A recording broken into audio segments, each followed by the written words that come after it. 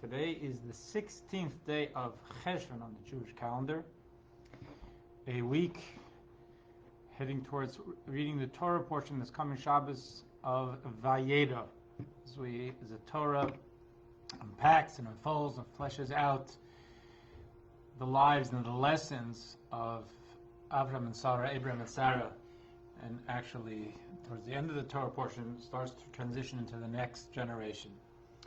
This is a Torah portion packed with vignettes we could spend months and years on. I want to focus on one, which is the destruction of what we know as Sodom and Gomorrah. It was more than Sodom and Gomorrah. It was a few towns, a more of a small region where there was a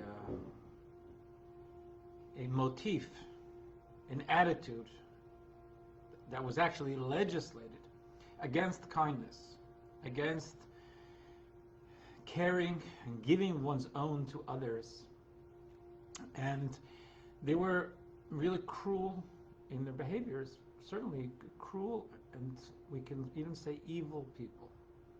That was the credo, that was the nature of the communities. If you wanted to be a kind type of person, you didn't settle there. So if you think about Abraham and Sarah as being beacons of love of God, love of humanity, and that was their central thrust, they were diametric opposites to what we're going to call the Sodom and Gomorrah community stood for.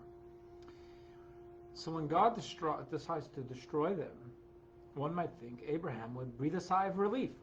He's got work to do. He's spreading monotheism. He's spreading this idea of a loving God and loving kindness and fraternity between humanity. And these are an impediment,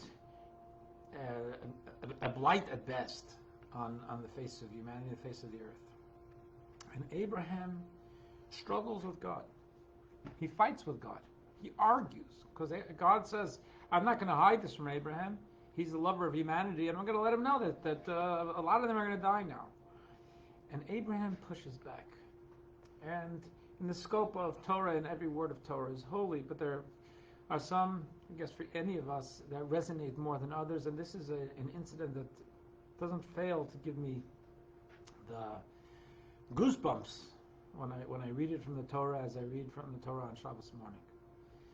Because Abraham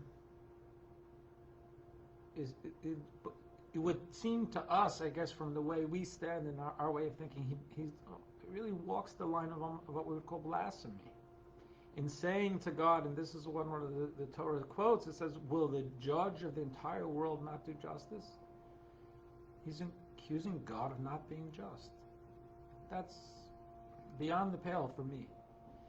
And the idea of what the Torah is teaching us, what Abraham is teaching us, or one of the lessons that Abraham is teaching us in this, the Torah is teaching us, is that the Torah response to human suffering is one of pain. We disagree. We disagree with friends, and sometimes we look at someone and say, "No, what you're doing is evil." And I don't mean looking at someone on the other side of the political aisle. That's taking it too far. But I'm looking at the ISIS people attacking Kabul University. It's evil. And we have to call it evil. At the same time, I can never lose sight of the fact that those are human beings, misguided human beings. Human beings doing horrible, horrible things, and using their godly gift of life to do horrible, horrible things. But they're still human beings. And Abraham is not pushing back against God to defend this Sodomite way of life, or to say, oh, they're good people. What he's saying to God is, you're God. Can't you get rid of the evil without causing human suffering? And that level of fundamental respect for human life, fundamental caring for everyone and everything that God created, and standing up to try to help those in pain is a fundamental Torah credo.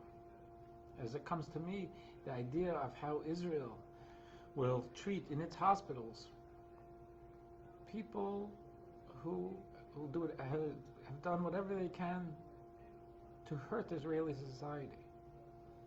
It's not Israel as a country signing up for those people's mindset.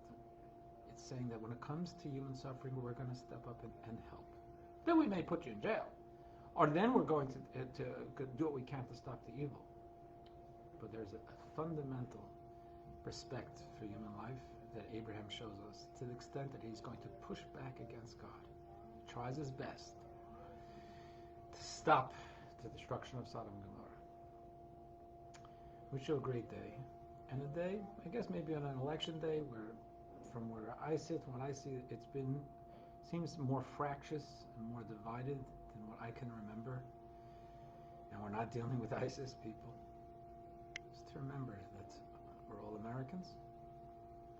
We all hopefully really want the best, even if we disagree on the best of what's good for our country. And at the end of the day, to come together, however this turns out, it's not about fighting an enemy. It's about being a country and being fellow citizens and continuing to disagree and starting on the next campaign to see what we can do 4 years from now. But it's not about hating the person across the aisle. Great day.